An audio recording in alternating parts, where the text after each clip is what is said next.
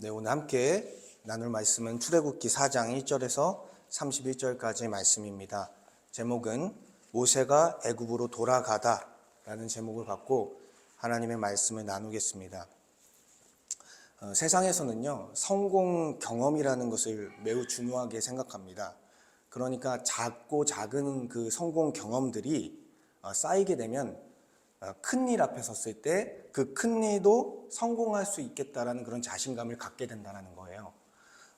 제가 이제 축구를 좋아하는데 이 축구팀에서도 성공 경험이라는 것을 매우 중요하게 생각합니다. 그러니까 이제 본격적으로 리그가 시작되기 전에 프리시즌이라는 것을 보내게 되는데 그때 자기 팀보다 대부분 약한 팀들을 만나면서 상대하는 경우가 많습니다. 왜 그러냐면 약한 팀이라 할지라도 그 팀을 이김을 통해서 자신감을 얻게 하기 위해서요. 그래서 리그에서 만날 그 쟁쟁한 팀들로 하여금 자신감을 올리기 위한 그런 방법을 축구에서도 사용하고 있습니다. 근데 실제로 이러한 방법, 성공 경험을 강조하는 이러한 방법이 이제 효과가 있다라는 거예요. 그래서 우리의 그 일 같은 일에 대해서 생각했을 때도 비슷하지 않을까 생각이 듭니다. 어떤 일을 시작할 때요, 사실 겁이 나고 두렵습니다. 왜냐하면 해본 일이 아니기 때문에 겁이 나는 것이죠. 그런데 그 일을 몇 년을 하고 수십 년을 하게 되면 어떻게 됩니까? 이미 그 일을 하면서 여러 가지 문제들도 만나고 그 문제들을 해결했던 경험들이 생기는 거예요. 그러다 보니 어떤 일이 터지든지 일단은 해보고 해결해보면 되겠구나. 어떤 큰 문제를 만나더라도 그거를 가지고 해결해 가면 되겠구나 그렇게 생각하면서 그러한 자신감을 이제 갖게 된다라는 것이죠.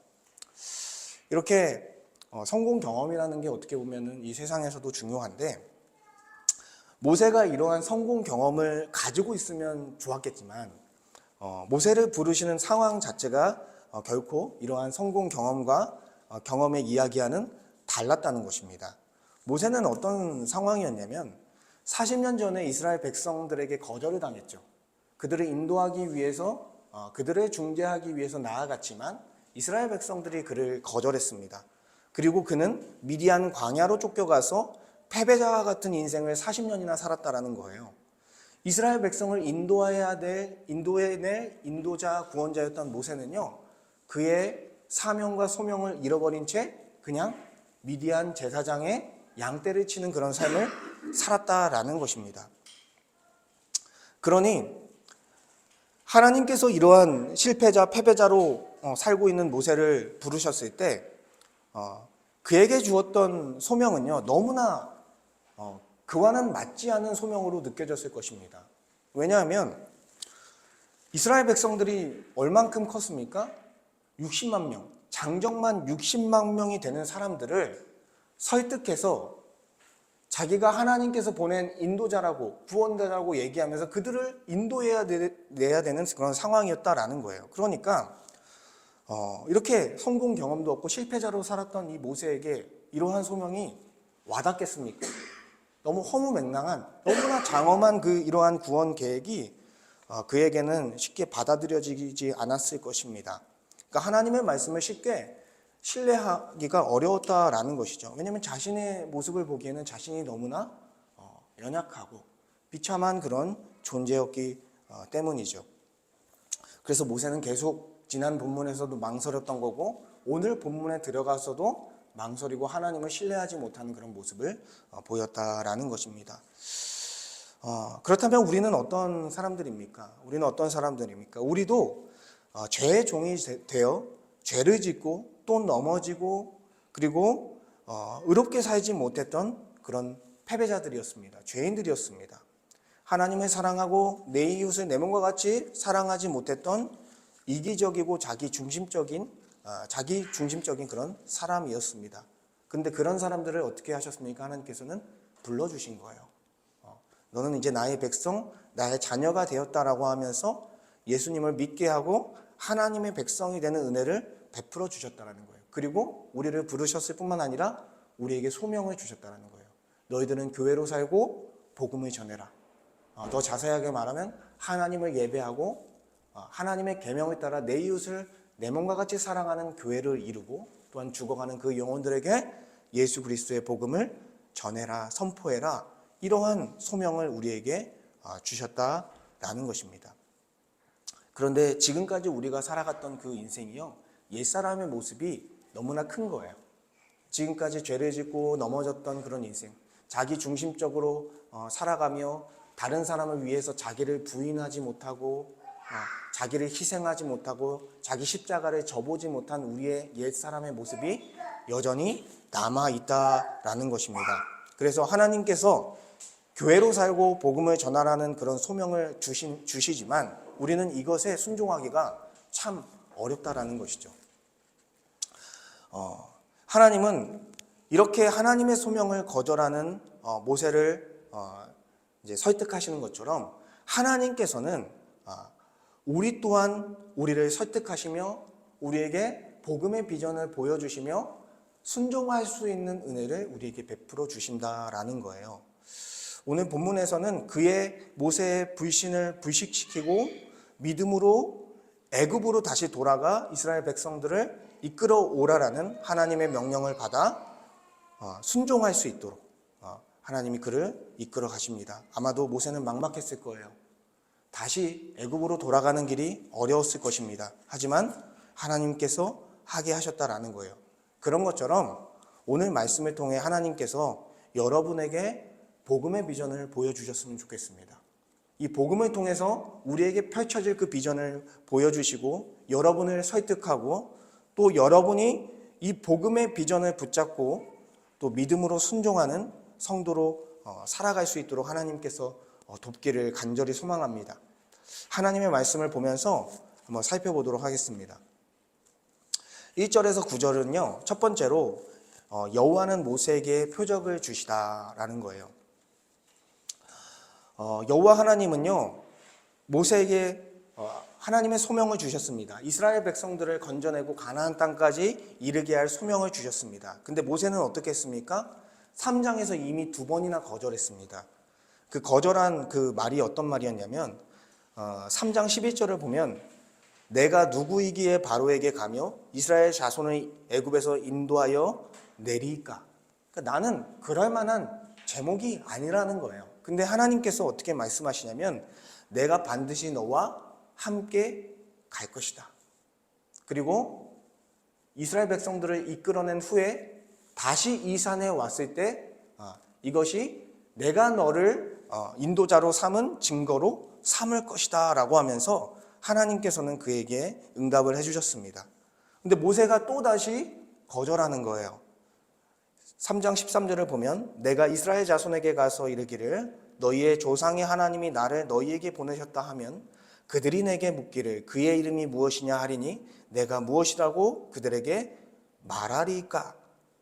이렇게 이제 길게 질문을 하고 있는데 무슨 말이냐면 내가 이렇게 하나님께 받은 소명을 이야기했을 때 누가 너에게 그런 소명을 줬냐고 물었을 때 여호와 하나님의 이름을 뭐라고 소개해야 됩니까? 그러니까 이 말 속에는 그들이 이스라엘 백성들이 또 자신을 거절할까 하는 그런 불안감이 있는 거예요.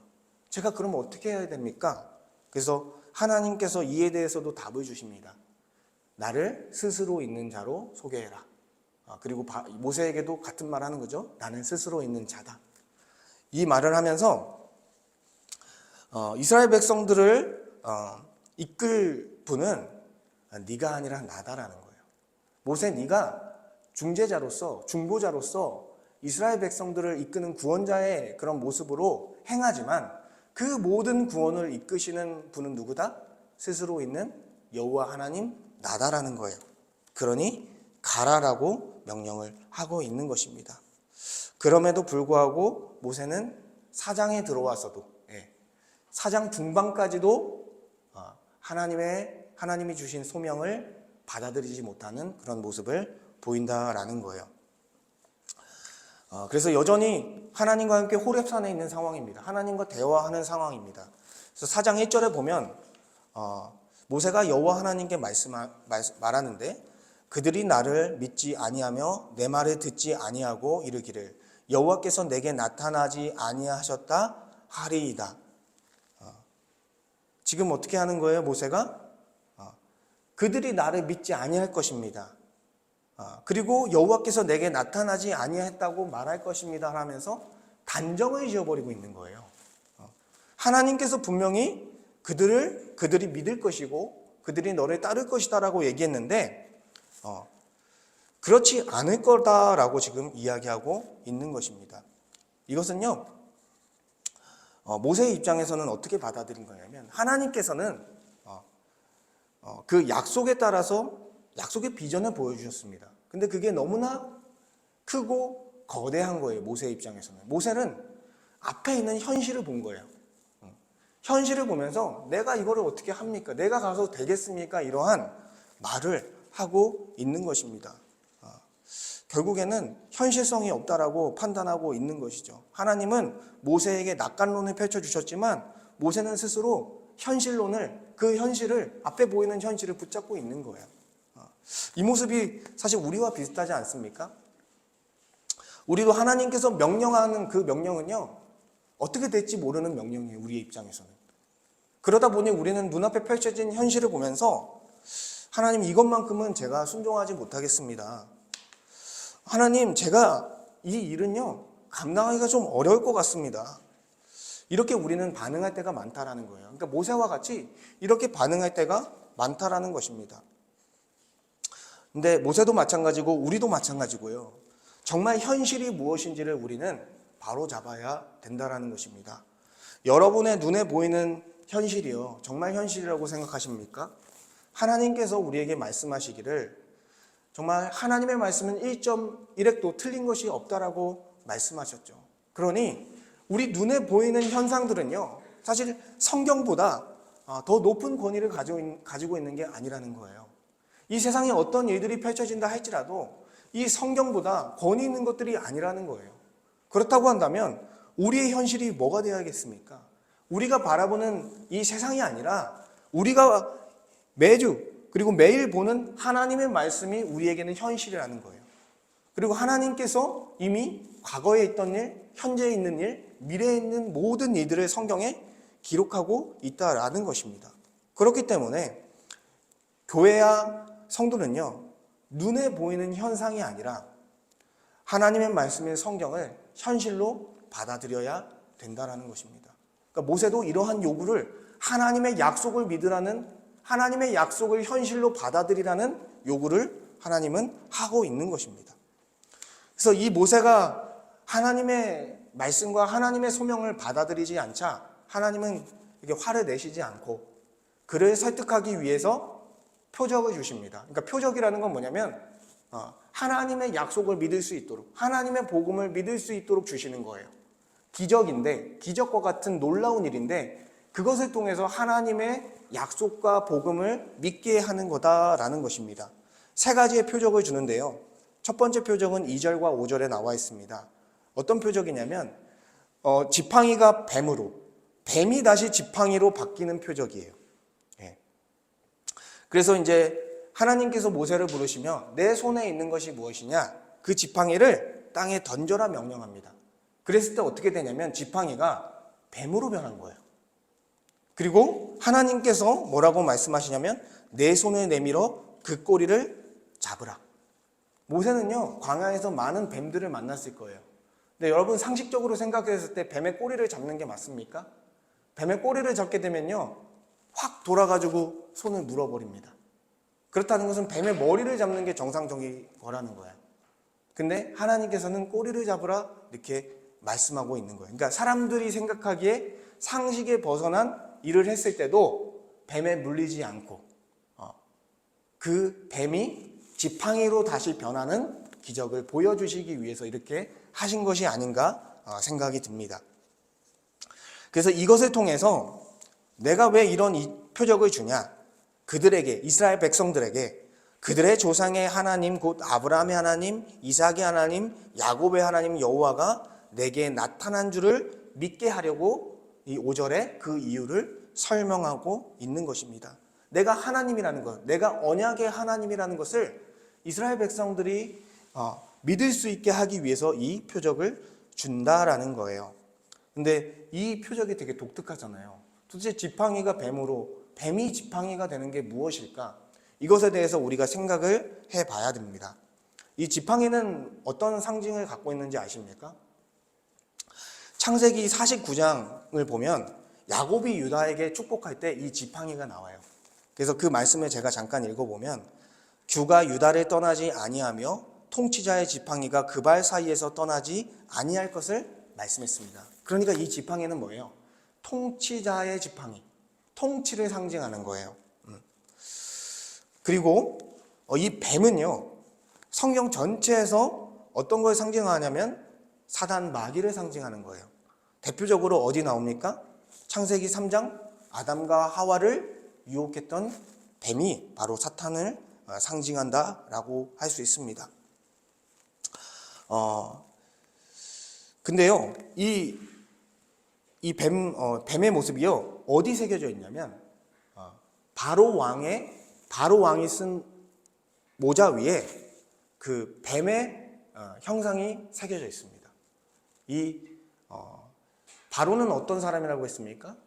사탄의 대리자, 사탄의 종으로서 이런 이 출애굽기에서 역할을 한다라고 제가 말씀했습니다. 그러니까 지팡이였다가 뱀이 되고 뱀이었다가 지팡이가 되는 것은 어떻게 해석해야 되냐면 총리 요셉이 살아있을 때까지는 하나님의 약속에 따라서 이스라엘 백성들이 다스림을 받고 있었다는 거예요. 근데 애굽의 새 왕이 일어났을 때 요셉 총리를 모르는 새 왕이 일어났을 때 어떻게 됩니까?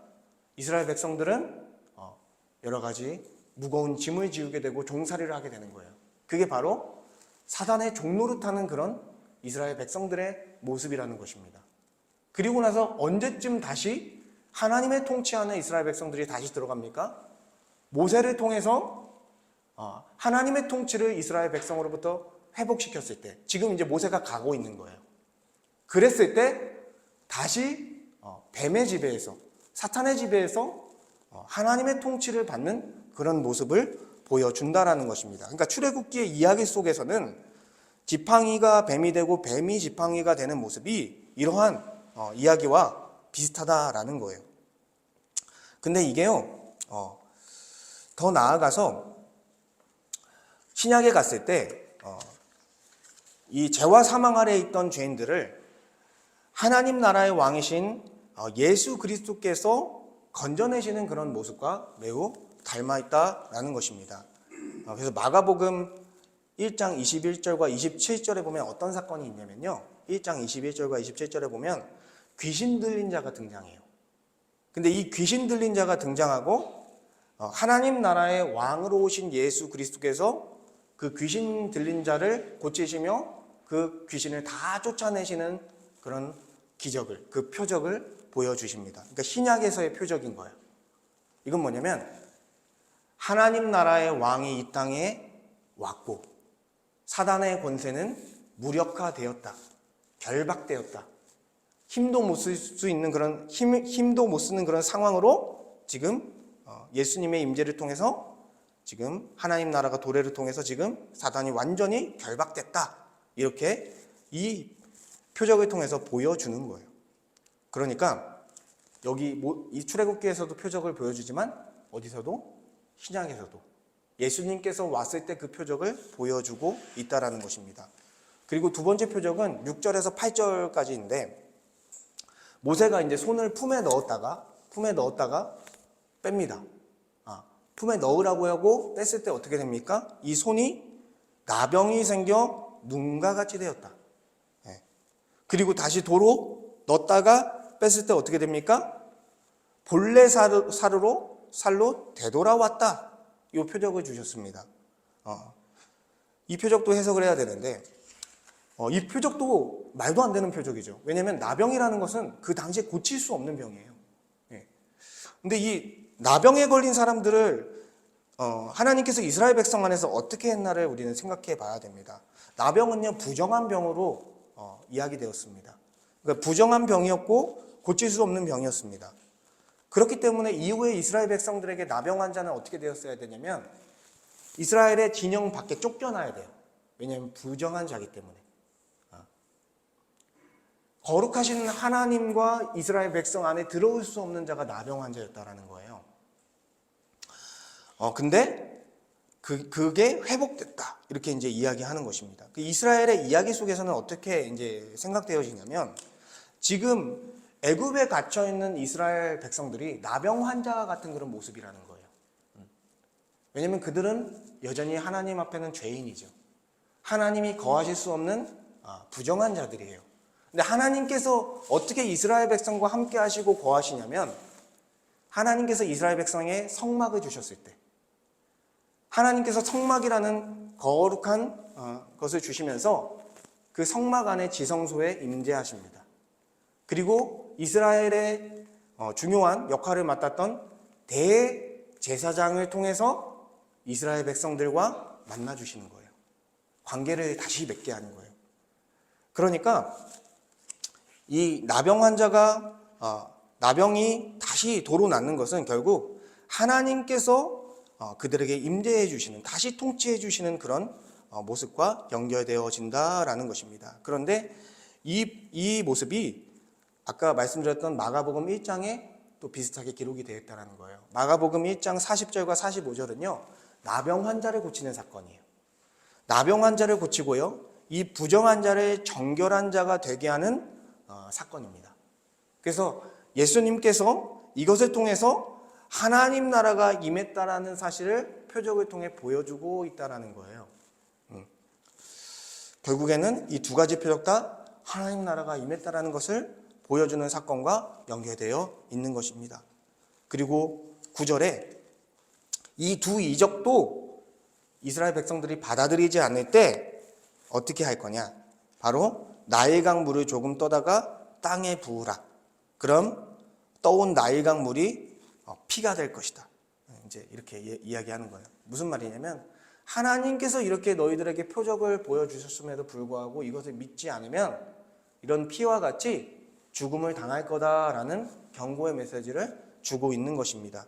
나일강은 애굽인들에게 그리고 거기 거주하고 있는 이스라엘 백성들에게 어떤 모습으로 비춰졌겠습니까? 생명과 풍요를 주는 강으로 비춰졌을 거예요. 애굽 사람들의 입장에서는 그 애굽강이 신과 같은 신성화된 공간이었습니다. 그런데 하나님께서는 그 애굽의 생명을 완전히 파괴할 수 있을 만한 그러한 신이라는 것을 보여주는 것이죠. 그래서 실제로 이스라엘의 출애굽하는 그 사건과 연관지었을 때 나일강이 피가 되는 사건은요 어떤 모습으로 펼쳐지냐면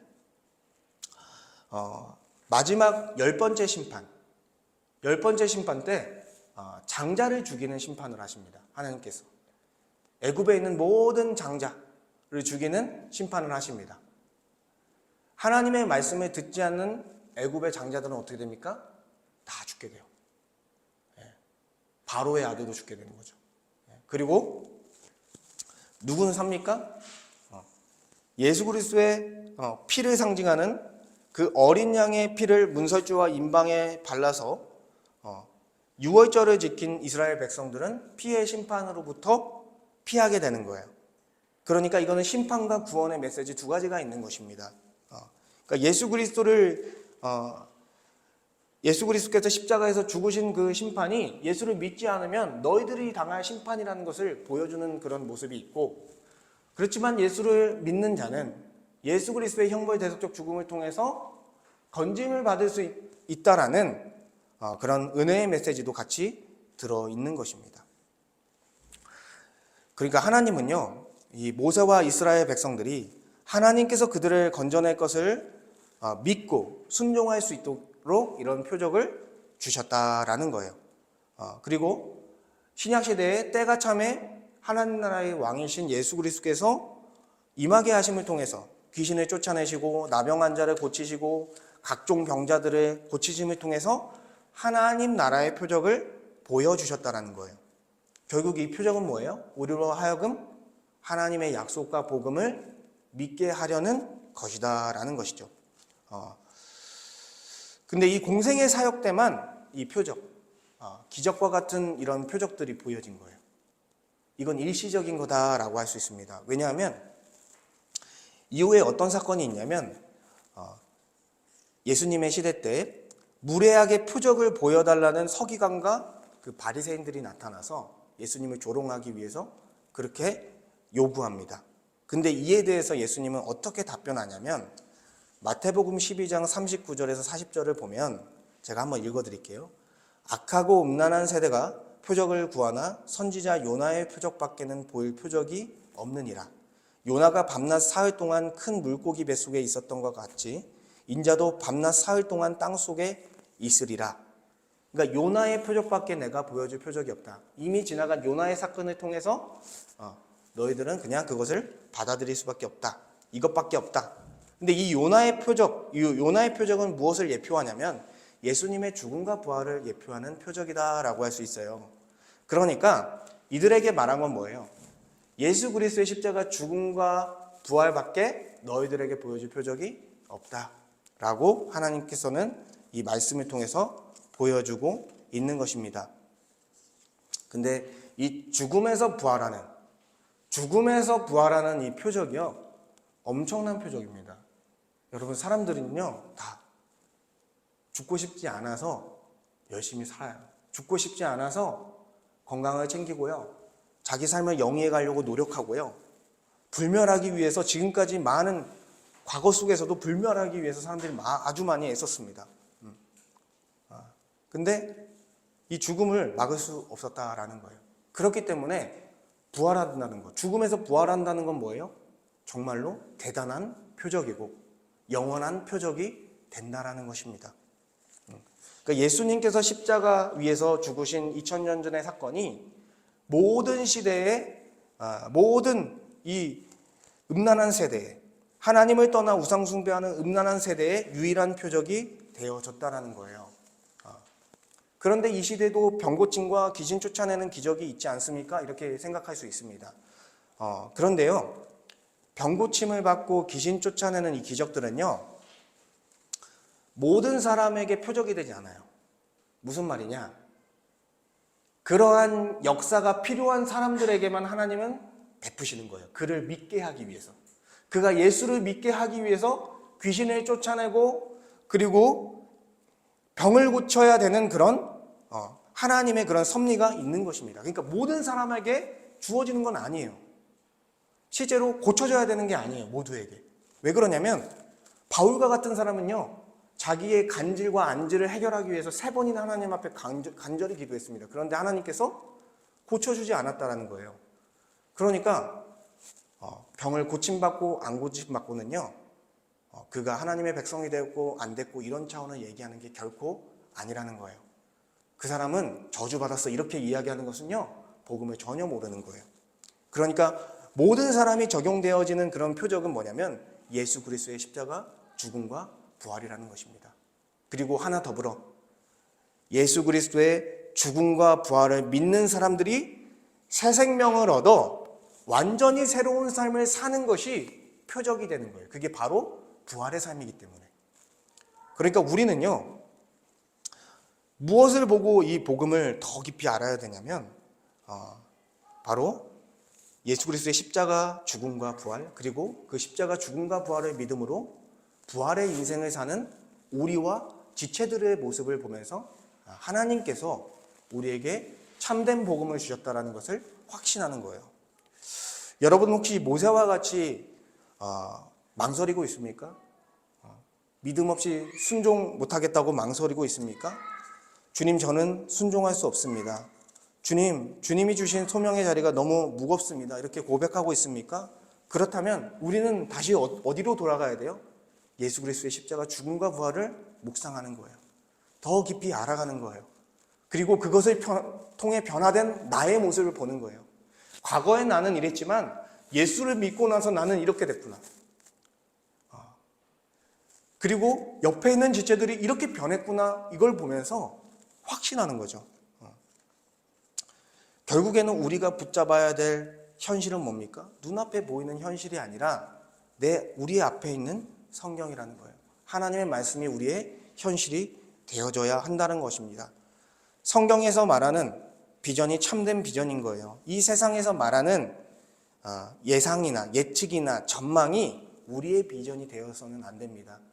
내년에는 이렇게 흘러갈 겁니다. 내년에는 뭐 어떤 주식이 오르고, 내년에는 어떤 산업이 이렇게 되고 어디 투자해야 되고 우리의 비전이 아닙니다.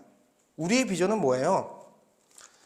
하나님께서 영광스러운 교회를 세우고 하나님 나라를 완성할 거에 대한 비전을 갖고 사는 거예요. 우리는 더 큰 비전, 세상에서 말하는 그 조그만 비전이 아니라 더 큰 비전을 갖고 우리는 살아가는 거예요. 우리가 결국에는 이 표적을 보면서 십자가 죽음과 부활이라는 이 복음을 통해 이 복음이라는 표적을 보면서 우리는 믿음으로 나아가야 된다라는 것이죠. 이렇게 모세에게 세 가지 표적에 대해서 두 가지는 실제로 보여주셨고 이것도 안 되면 강의 물을 피로 만들 거다라는 말씀까지 해줬음에도 불구하고 모세는 어떻게 되냐면 못 가겠다고 합니다. 그래서 10절에서 17절을 보면 두 번째로 여호와는 모세에게 아론을 붙여주실 것을 약속하신다라는 내용이에요. 모세는요 하나님께서 이렇게 표적을 주셨음에도 불구하고 10절에 어떻게 얘기하냐면 오 주여 나는 본래 말을 잘 하지 못하는 자니이다. 주께서 주의 종에게 명령하신 후에도 역시 그러하니 나는 입이 뻣뻣하고 혀가 둔한 자입니다. 이렇게 얘기하는 거예요.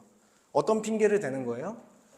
저는 입에 우둔함을 갖고 있는 사람입니다. 말을 잘 못합니다. 근데 어떻게 장정만 60만 명이 되는 그러한 이스라엘 백성들을 내가 이끌 수 있겠습니까? 실제로 모르겠어요. 진짜 모세가 말을 잘 못했는지 또 어떻게 보면 이 말하는 기관에 장애가 있었는지는 확실히 모르겠습니다. 그런데 사도행전 7장 22절을 보면요. 모세에 대해서 어떻게 기록하고 있냐면 모세는 말과 하는 일들이 능하더라 이렇게 써 있어요. 그러니까 사실 모세가 아주 능력 있는 사람입니다. 그 바로의 궁에서 엄청난 교육을 받고 그리고 하나님부터 신앙에 대해서도 어머니를 통해서 배웠기 때문에 사실 부족한 사람이 아니라는 거예요. 그러니까 이것을 봤을 때 그가 정말 말을 못해서가 아니라 하나님의 뜻을 회피하기 위해서 하나님이 주신 소명을 내가 감당하지 못하겠으니까 지금 회피하고 있는 그런 변명거리다라는 것이죠. 그러니까 자신의 능력을 축소시키면서 하나님 저는 못 가겠습니다. 이렇게 이제 이야기하고 있는 거예요. 근데 이 우리의 모습과 참 비슷합니다. 주님 저는 이래서 못하고요. 주님 저는 저래서 못하고요. 환경이 이렇고요. 상황이 이래서 안 됩니다. 그래서 저는 못합니다. 그냥 여기까지만 할게요. 네, 저희도 많이 이렇게 변명합니다. 그렇죠? 저도 마찬가지고요. 그런데 하나님께서 어떻게 말씀하십니까? 11절에 누가 사람의 입을 지었느냐? 누가 말 못하는 자나 못 듣는 자나 눈 밝은 자나 맹인이 되게 하였느냐? 나 여호와가 아니냐? 누가 사람의 입을 지었느냐? 모세의 입, 너의 입 내가 지었다. 근데 뭔 말을 못하냐? 뭔 말이 우둔하냐? 다 내가 할 건데. 이렇게 이야기하고 있는 거예요. 그러니까 모세가 나는 말 못하는 자입니다라고 단정 짓는 건 뭐냐면 자기의 능력을 축소시키는 것이 아니라 하나님의 능력을 축소시키는 거예요. 하나님이 그렇게 말씀하신다고 해도 하나님은 그렇게 못하실걸요? 이렇게 말하는 것과 같은 거예요.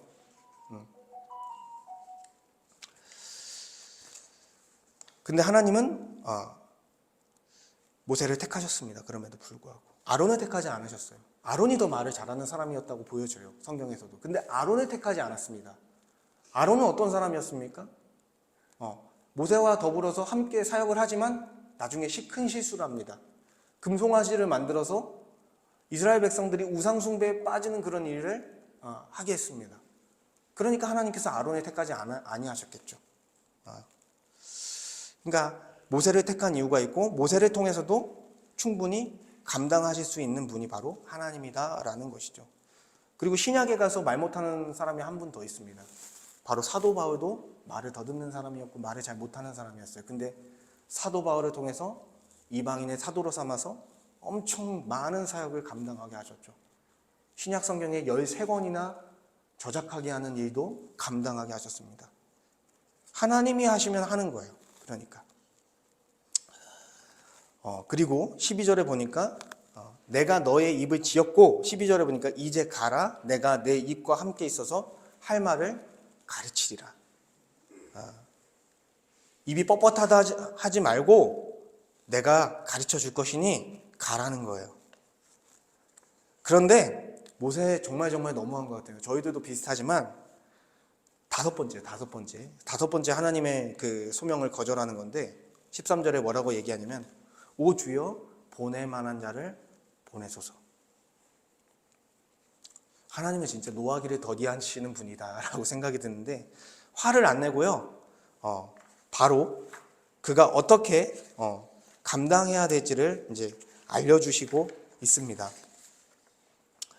14절과 17절에 레위 사람 내 형 아론이 있지 아니하냐. 그를 너의 대언자로 삼아서 같이 사역을 감당할 수 있게 내가 하겠다라고 약속하신 거예요. 그리고 나서 너는 그냥 내가 너에게 준 표적을 이스라엘 백성에게 행해라. 그것만 해라. 아론에게 얘기해서 대언하도록 할 것이니 그렇게 하라는 것입니다. 그러니까 모세의 임무를 크게 줄여주신 거예요.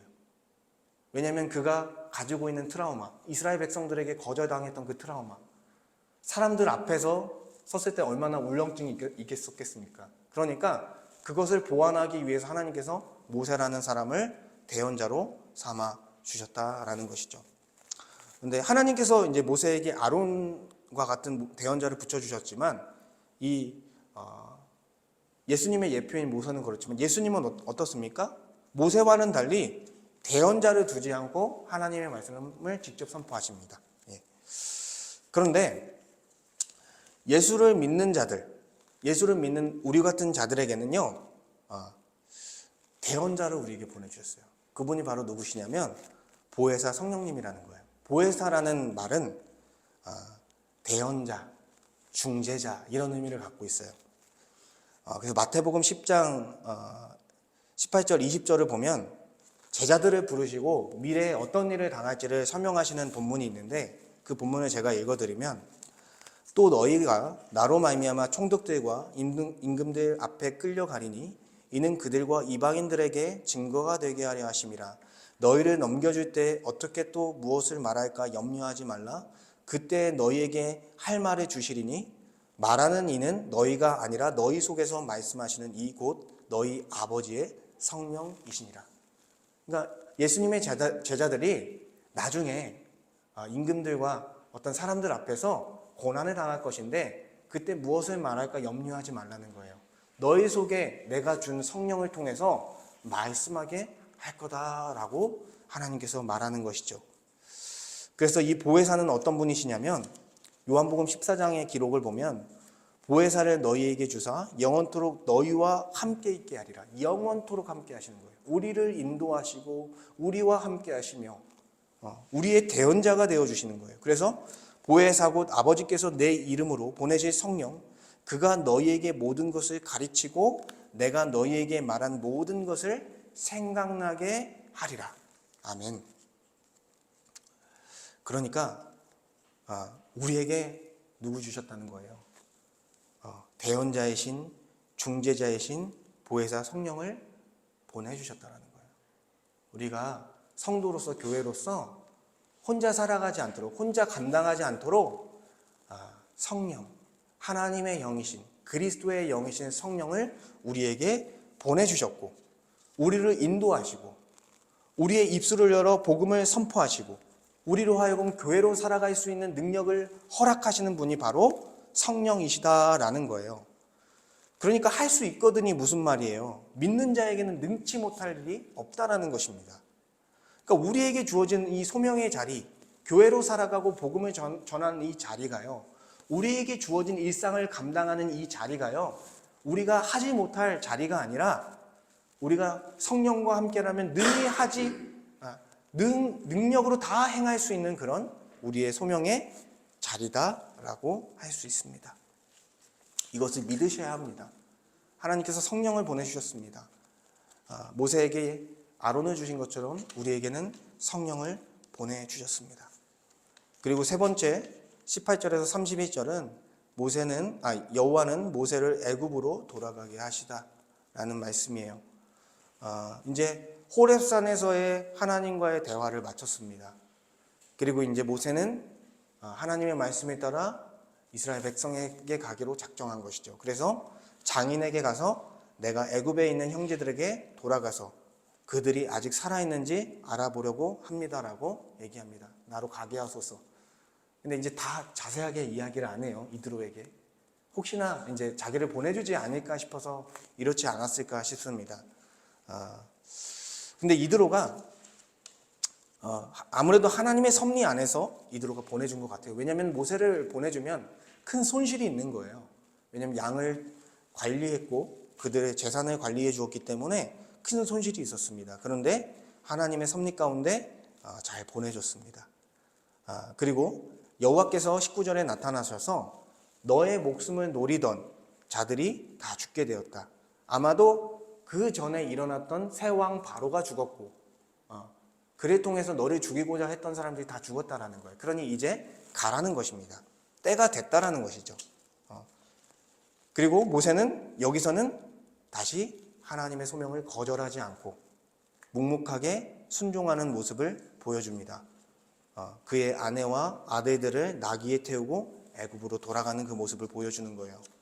창세기 22장에 아브라함이 떠오르죠. 아브라함도 이렇게 했습니다. 근데 모세는 뭐를 쥐고 갔습니까? 지팡이를 손에 잡고 갔다는 거예요. 여러분, 지금 어떻게 보면은 애굽과 아주 극심한 대립을 하러 가는데 지팡이를 잡고 가는 거예요.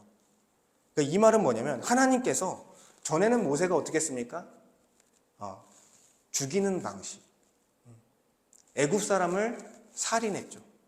그는 죽이는 방식, 아마도 칼을 들고 죽였지 않았을까 싶은데 죽이는 방식으로 이스라엘 백성들을 건져내려고 했어요. 근데 하나님의 방식은 죽이는 방식이 아니라 하나님의 약속을 따라 통치하는 방식, 하나님의 약속을 따라, 언약을 따라 내가 인도해 낼 것이다 라는 것이죠. 직접적으로 그래서 애굽 사람들을 이스라엘 백성들이 죽이지 않습니다. 그래서 하나님께서 어떤 방식으로 이스라엘 백성들을 건져낼 것인지를 보여주는 것이죠. 그리고 여호와께서 바로에게 갈 때 어떻게 행할지, 어떤 말을 할지에 대해서 3장에서보다 더 디테일하게 알려주십니다. 여기서 어떤 일을 행하라고 하냐면 내가 너에게 준 표적을, 그 이적을 행하라. 그렇죠. 지팡이가 뱀이 되고 뱀이 지팡이가 되고 또 손이 나병이 생기고 또 다시 되살아나는 그 모습을 보이고 그리고 그것도 안 되면은 어쨌든 그 이제 나일강을 피로 만드는 그 일을 행하라라고 얘기한 거죠. 그리고 나서 어떻게 얘기하라고 하냐면 22절, 23절을 보니까 너로 바로에게 이르기를 여호와의 말씀에 이스라엘은 내 아들 내 장자라 내가 내게 이르기를 내 아들을 보내주어 나를 섬기게 하라 하여도 내가 보내주기를 거절하니 내가 내 아들 내 장자를 죽이리라 하셨다 하라. 잠시만요. 22절부터. 그러니까 이스라엘 백성들을 보내라는 거예요. 근데 이스라엘 백성들이 누구다? 내 아들, 내 장자다. 근데 내 아들, 내 장자 이스라엘을 보내지 아니하면 너의 아들을 죽일 거다. 이렇게 얘기하는 거예요. 왜 이런 표현을 했냐면 애굽 왕 바로는요 신의 대리자이고 신의 아들이라고 신격화된 존재였어요. 그러니까 신의 아들이라는 신격 같은 그런 왕이었던 거예요. 신성화된. 근데 그의 아들이 죽는다는 것은 애굽 신이 무참히 짓밟힌다는 거예요. 네가 여호와의 말을 듣지 아니하면 참신이신 여호와가 애굽의 신을 완전히 짓밟아 버릴 거다라는 말을 하는 거예요. 그러니까 누가 참신이다? 애굽 신은 가짜 신이고 참신은 하나님이다라고 말씀하고 있는 것입니다. 이렇게 말하라고 디테일하게 알려줘요. 지금은 이제 사장에서는 말하지 않죠. 이렇게 방법을 알려줬습니다. 하나님께서는 모세에게 이렇게 디테일하게 이러한 고난을 당할 것을 이제 알려준 것처럼 예수님께도 예언을 통해서 예수님이 고난받는 종으로서 세상 죄를 지고 가는 어린 양으로서 모진 고난과 십자가 죽음을 당할 것을 예고해 주셨습니다. 우리에게도요, 성도로 살아가고 교회로 살아가는 우리에게도 고난이 있을 것을 예고해 주셨습니다.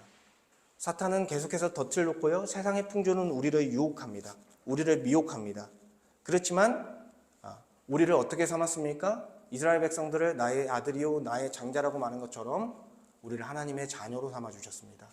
예수 그리스도, 참 아들이신 하나님의 아들이신 예수 그리스도의 믿음을 통해서 우리는 양자가 되어져서 하나님의 자녀가 되어져서 그들로부터 고난을 받고 어려움을 당하고 교회로 성도로 살아갈 때 이러한 위기에 처하지만 결국에는 어떻게 될 거예요? 우리는 구원을 받게 될 거다라는 거예요. 영광스러운 구원을 받게 될 거다. 결코 우리의 아들의 신분을 잃어버리지 않을 것이다 라는 의미를 주고 있는 것입니다. 그리고 나서 24절과 26절은요, 이제 갑자기 여호와 하나님께서 모세를 죽이려고 합니다. 여호와 하나님께서 모세를 죽이려고 해요. 왜 그러냐면 모세가 하나 하지 않은 게 있던 거예요. 자기 아들 게르솜에게 할례를 행하지 않았습니다. 근데 이 할례가 어떤 거냐면 하나님의 언약 백성의 표징으로서 하나님께서 주신 것입니다. 그래서 창세기 17장 14절을 보면 할례를 받지 아니한 남자 곧 그 포피를 베지 아니한 자는 백성 중에서 끊어지리니 그가 내 언약을 배반하였음이라. 그러니까 언약 백성은 어떻게 해야 돼요? 무조건 남자들은 다 할례를 받게 해야 된다는 것입니다. 모세는 가장으로서 이 의무를 행하지 않았던 거예요. 그래서 이것을 알고 시보라는 어떻게 합니까? 아내 시보라는 돌칼을 가져다가 아들의 포피를 베고 할례를 행하고 그 포피를 모세의 발에 갖다 대면서 모세가 그것을 했다라고 인정하게 하고 있는 거예요. 그리고 시보라는 당신은 참으로 내게 피 남편이로다 이런 고백을 하는 거예요. 좀 어렵죠, 이 고백이. 근데 쉬운 말 성경을 보니까 어떻게 돼 있냐면 당신이 피 흘려 얻은 남편인 것은 할례 때문입니다. 즉 아들의 할례를 행하여 피를 흘림을 통해 죽을 위기에 있던 남편을 다시 얻었다라는 거예요. 이제 시보라의 어떤 사랑의 고백과 같은 것입니다. 내가 이 할례를 다시 행해서 다시 당신을 얻었습니다. 이런 고백을 하고 있는 거예요. 결국에는 하나님께서 미비된 것, 모세가 이스라엘 백성들을 건져내야 되는데 아직 준비되지 않은 부분을 아내를 통해서 준비시키시는 은혜를 베풀었다라는 것이죠.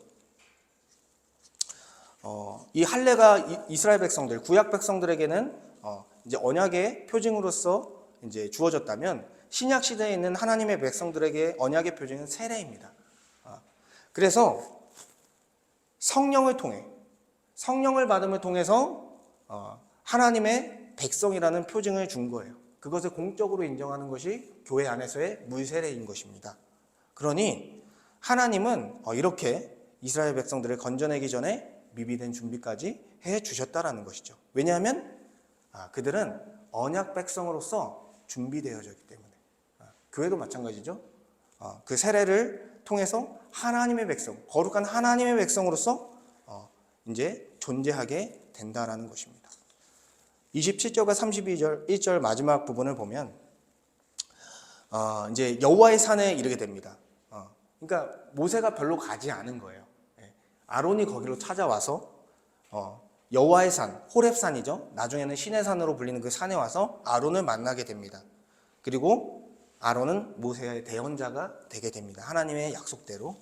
그리고 모세와 아론은 이스라엘 자손의 모든 장로들을 모아서 여호와께서 하신 모든 말씀을 전하고 백성들 앞에서 하나님이 주신 표적, 그 이적을 행하니 백성이 다 믿으며 여호와께서 이스라엘 자손을 찾으시고 그들의 고난을 살피셨다 함을 듣고 머리 숙여 경배하는 그런 모습을 이제 보인 것이죠.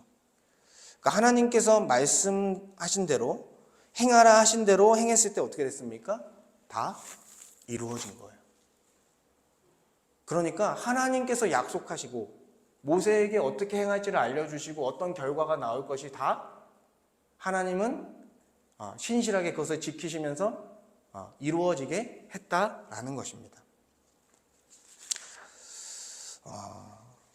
결국 하나님께서 모세를 통해서 하나님의 아들 장자인 이스라엘을 건져낼 것을 분명하게 알려주신 것처럼 우리에게도요, 복음을 통해 우리로 하여금 이 사단의 권세로부터 우리를 이미 건져내셨고, 우리를 유혹하고 우리를 넘어뜨리는 이 세상의 고난이 있지만 우리에게 확실한 승리를 주실 것을 이 말씀을 통해 알려주시는 거예요. 하나님께서 약속하셨습니다. 너희로 영광스러운 교회가 되게 하고 완성될 하나님 나라를 새하늘과 새 땅을 주실 것을 우리에게 약속해 주셨어요. 그게 사실이고 우리에게 이루어질 미래라는 거예요. 그러니까 이 복음의 비전은요, 우리에게 분명하다라는 것입니다. 결코 불확실하지 않습니다. 확실한 미래로서 우리에게 주어질 거다라고 성경은 이야기하고 있는 것입니다. 그래서 우리는요, 복음의 비전, 복음이 보여주는 비전을 보면서 믿음으로 순종해 가는 거예요. 이 세상의 것들을 보는 게 아니라. 그래서 우리가 여전히 세상의 현실, 나의 자신의 현실에 갇혀 있다면요, 믿음의 눈을 들어 복음의 비전을 바라보아야 됩니다. 하나님께서 우리를 교회로 삼으시고 복음이라는 표적을 주셨어요. 십자가 죽음과 부활을 통해 우리가 이미 부활했으며 마지막 날 영광스러운 몸을 입고 새하늘과 새 땅에서 영생할, 그 부활 생명의 그 영생을 우리에게 주실 것을 이 표적을 통해서, 십자가 죽음과 부활, 그리고 그것을 통해서 변화되는 우리의 모습을 통해서 계속해서 표적으로 보여주고 있다는 것입니다. 그리고 보혜사 성령을 통해서 우리와 함께 하실 것, 혼자 가는 것이 아니라 성령을 통해서 함께 갈 것이다. 그리고 성령이 거하시는 교회 지체들과 함께 갈 것을 하나님께서 말씀해 주시고 있는 것입니다. 그리고 우리에게 성경의 약속대로 우리에게 약속된 완성된 하나님 나라 천국이 우리에게 주어질 것이다. 하나님께서 기록하신 성경대로 이루어질 것이 확실하다. 이렇게 본문은 말씀하고 있는 거예요. 그래서 우리는요, 이 세상을 보며 이것이 현실이라고 말하는 그 어리석음에서 우리는 벗어나야 돼요. 내 앞에 있는 상황과 환경, 나의 처지, 내가 능력 없어 보이는 그런 것들에 대해서 우리는 벗어나야 돼요. 그리고 어떤 것이 현실이라는 걸 받아들여야 됩니까? 내 앞에 놓여진 성경이, 하나님의 말씀이 진리이구나. 이 세상의 어떤 것보다도 가장 권위 있는 현실이구나 라는 것을 우리가 받아들이고 성경을 따라 사는 거예요. 그리고 복음의 비전을 따라 살아가는 것입니다. 여러분 불안에 떨지 마십시오. 여러분 염려하지 마십시오. 또한 망설이지 마십시오. 복음의 비전을 확신하며 앞으로 나아가 믿음으로 순종하는 우리 하늘길교회 모든 성도님들이 되기를 축복합니다. 함께 기도하겠습니다. 하나님, 우리는요, 하나님에 대한 믿음이 너무 연약해서 복음의 비전을 잘 보지 못해서 우리의 능력을 제한하고 하나님의 능력을 제한하며 멈춰 있습니다. 망설이고 있습니다. 순종하지 못하고 있습니다. 하지만 우리가 다시 하나님이 주신 십자가 죽음과 부활이라는 표적을 보게 하여 주시옵소서. 영원한 표적을 보게 하여 주시옵소서. 우리에게 주실 유일한 표적인 그 십자가 복음을 보게 하셔서 그것을 통해서 복음의 비전을 보고 달려갈 수 있게 하여 주시옵소서. 뿐만 아니라 하나님께서 성령을 주셔서 우리의 대언자로서, 우리의 중재자로서 함께 하실 것을 약속하셨으니 두려워하지 말고 염려하지 말고 믿음의 발걸음을 모세와 같이 뗄 수 있도록 주님 은혜를 베풀어 주시옵소서.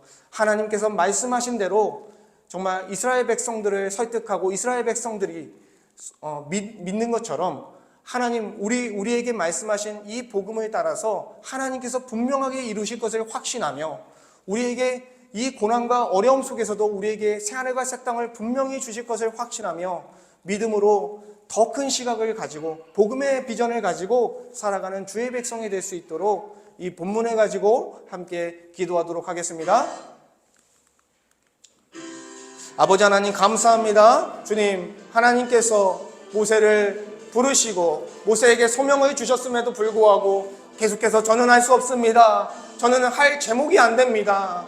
저 같은 자는 말을 잘 하지 못합니다. 입이 뻣뻣합니다. 이렇게 말하는 모세에게 기다려주시며 주님께서 정말 노하지 아니하시며 정말 그가 다시 믿어 나아갈 수 있도록 표적을 보여주시고 또한 그가 다시 정말 힘을 얻고 나아갈 수 있도록 정말 주님께서 아론을 붙여주신 것처럼 주님 우리에게도 예수 그리스도의 십자가 죽음과 부활이라는 표적을 주시니 감사합니다.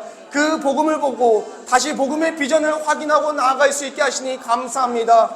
아버지, 또한 주님께서 은혜를 주셔서 성령을 우리에게 보내주사 보혜사 성령을 통해 우리의 대언자가 되게 하여 주시고, 또한 주님께서 우리의 중재자가 되게 하여 주시고, 우리와 영원히 함께하는 정말 성령 하나님이 되게 하셔서 우리가 할 수 없는 일을 하게 하시고 능력 없는 우리로 하여금 능력을 행하시는 주님의 역사를 보게 하여 주시옵소서. 복음의 비전에 따라서 우리가 교회로 살아가고 또한 복음을 선포하는 주님 우리의 소명의 자리를 감당하길 원합니다. 모세가 묵묵하게 하나님의 명령을 따라서 발걸음을 떼고 정말 애굽에 내려간 것처럼 우리 또한 발걸음을 떼고 순종의 자리로, 믿음으로 순종하는 자리로 나아갈 수 있게 하여 주시옵소서. 우리가 우리의 힘으로 순종하는 것이 아니라 하나님의 복음의 비전을 보고 또한 믿음으로 순종할 수 있는 은혜를 허락하여 주셔서 우리가 한 몸 한 가족 된 교회를 세우고 하나님께만 영광을 올려드리는 교회가 되게 하시고, 또한 우리가 만나는 사람마다 복음을 전하며 또한 우리의 가정에서, 우리의 직장에서, 우리의 모든 삶의 터전에서 하나님께 영광을 올려드리는 우리의 인생 전체를 주님 앞에 드리는 그러한 인생이 될 수 있도록 하나님 우리에게 복음의 비전을 보여 주시옵소서.